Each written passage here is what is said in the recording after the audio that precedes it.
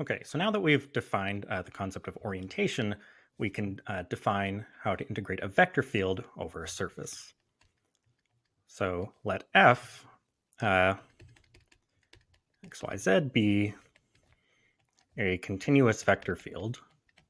Continuous meaning each of its components component functions are continuous, and let S be a smooth surface with a chosen orientation n. Then we define the integral of f over s to be the integral over s of f dot n d sigma. So here's where we need the orientation, and if we took the opposite orientation, then this of course would change sign. This is also called the flux of f over s, since if this were the velocity field, f is the velocity field of a fluid in three-dimensional space, and s you could think of as sort of some membrane or some surface, then this is the rate, then this will represent the net rate at which the fluid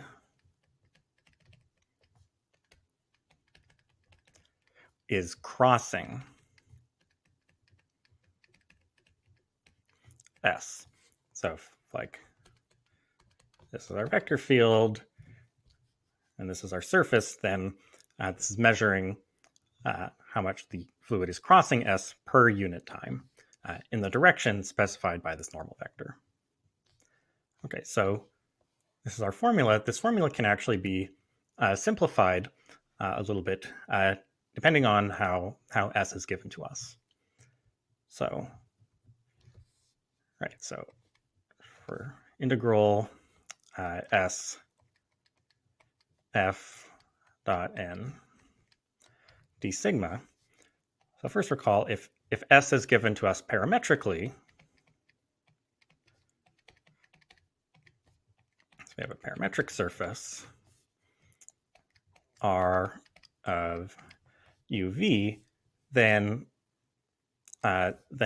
RU cross RV we saw was always normal to the surface, assuming it wasn't zero. And so one choice of n would be to take this vector and then just normalize it. So in that case, this would become integral over our parameter domain R, f dot RU cross RV over magnitude RU cross RV. But then d sigma is magnitude RU cross RV du dv. So we can cancel this, and so the formula will simplify to just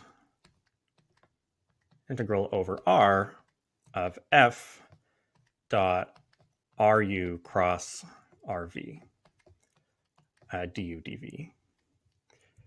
And recall from the first chapter that this is called the box product of f RU and RV. And so if this is f RU and RV, then the box product is the volume of the box spanned by these things. So this is another way you could think about this formula.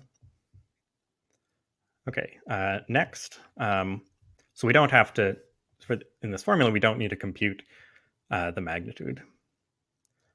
Okay, next, let's say if S is a level surface, so if it's given implicitly,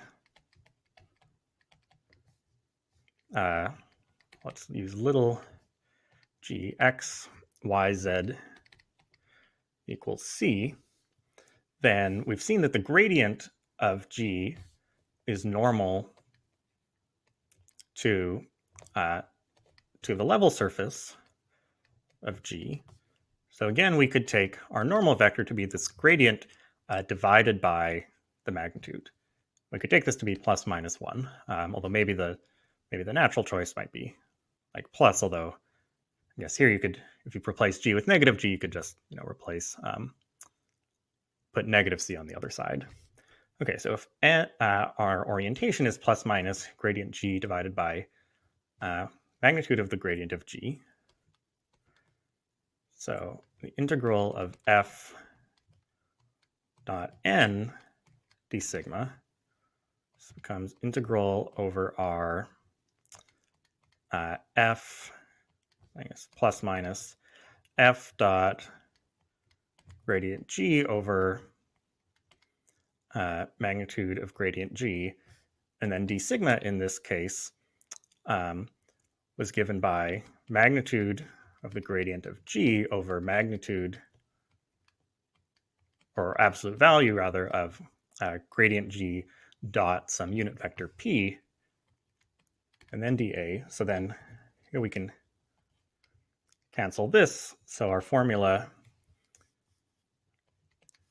simplifies to plus minus integral over r. And again, r and p are sort of whatever they are depending on the situation, but often this will be the xy plane and p will be k.